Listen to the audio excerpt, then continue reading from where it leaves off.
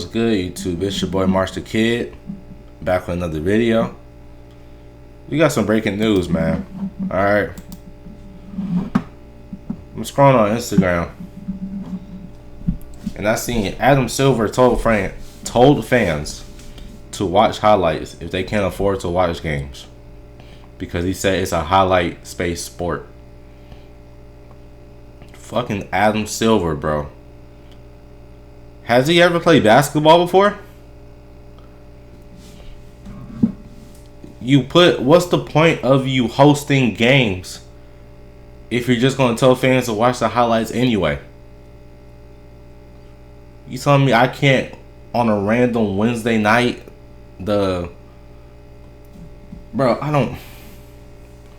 a random Wednesday night, the Hornets versus, I don't know. Well, man.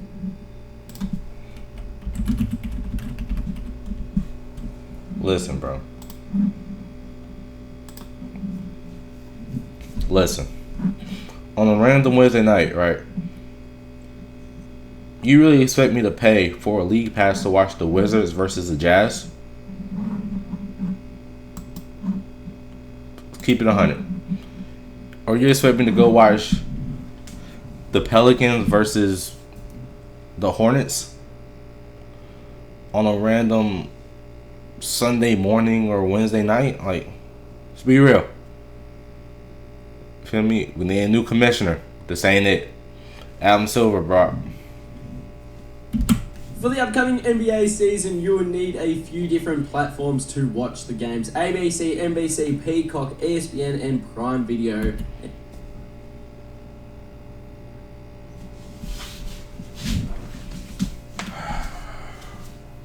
Bro, I'm telling you, if I was working for the NBA, bro, he'd have been fired as soon as he said this, bro. I would have demoted all rights.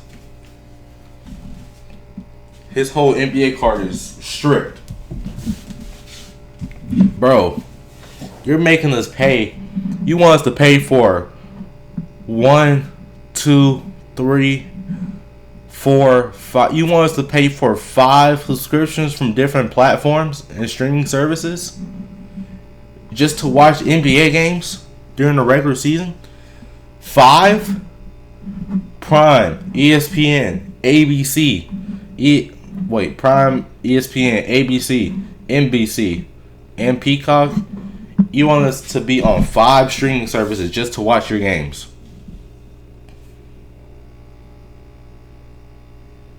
Your ratings are already going down. Your ratings are already at an all-time low. Now you make it pay-per-view. I ain't gonna lie, this is the dumbest commissioner I've ever met, bro. This is the dumbest commissioner I've ever seen. One of the dumbest humans I've ever even heard of. Your ratings are going down. Nobody is watching the fucking NBA for a reason. And then you try to make it pay-per-view. You're making it exclusive when the ratings are at all-time low, which makes no sense. And Adam Silver was asked about it during his press conference yesterday, and he had something interesting to say about it. It's become very expensive to watch the NBA as a fan, not just... See what this dumbass nigga said, man. In order to... There's different streaming services you have to subscribe to. Some of the RSNs are expensive. I'm curious if... I know that there are other points of entry for fans to interact with the NBA, their social media, and a lot of younger fans, that is how they're experiencing the sport. But I wonder what you think, how much you think about that and how that will shape the next generation of fans. I think about it a lot. I will say, I saw the story your publication ran of. You took all the different streaming services and added them up and what those costs would be. I will say I look at it a little bit differently because most people can only consume so many games. I just want, by way of one example, in these new media deals, we're going from essentially 15 exposures on broadcast television to 75 now. So, to the extent somebody wants to put little rabbit ears on their television, you can still get, therefore, 75 more games in essence for free in the marketplace. I'd say in addition to that, and this is an ongoing issue for the league, there's a huge amount of our content that people can essentially consume for free. I mean, this is very much a highlights-based sport, so, Instagram, TikTok, Twitter, you name it, any service, the New York Times for that matter, to the extent that your content is not behind a paid firewall. There's an enormous amount of content out there. YouTube, we have another example that is advertising-based that consumers can consume. I think this is a new world now of streaming media. I think we're paying a lot of attention to that. It was one of the discussions we had with our media partners. I think not just the cost of the games. I think most people are conditioned to paying a certain amount for high-value content, but also the discovery of those games. Again, I'm a fan of many different sports, and I think we've all had that experience where you're going to Google to find the game you want to watch because the world's changed. It's not just automatically in the place you thought it would be. So, but ultimately, I'll talk about it in terms of reach, and how you reach your consumers. It's interesting because of the disruption in the regional sports network business. I never would have predicted this was coming 10 years ago, but a lot of our local games are moving back to broadcast television. In fact, we have more games on broadcast television locally than we had any time in recent history. So, we're continuing to look at it, but ultimate answer is we think a lot about it. And we know we have mass appeal. We on a global basis, we're literally reaching millions. Man, this nigga just chatting, bro. This nigga just chatting. Adam Silver, you a dumbass, bro. I ain't gonna lie. This guy right here. This guy right here is gonna be the reason why the NBA crashes down. You know what I'm saying? This guy's gonna be why the NBA crashes down, bro. First, we got players sitting out half the season that everybody's paying to come watch.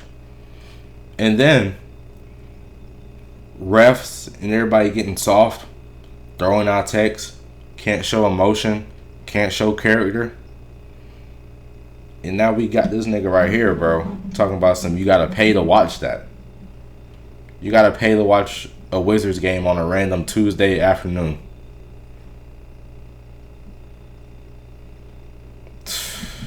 I ain't gonna lie. This one I don't watch full sports games unless it's the playoffs, bro. Feel me? I don't watch no regular season games, bro.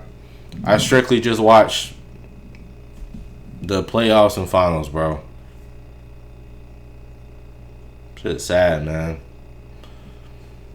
Like, comment, subscribe, bro. All links in the description. Y'all let me know what y'all think about this, man. You know what I'm saying? It's kind of sad to see the game I grew up watching and loving, bro. You feel me? It's starting to dwindle away. It's not the same, honestly. Sad, bro. Man, we out, man.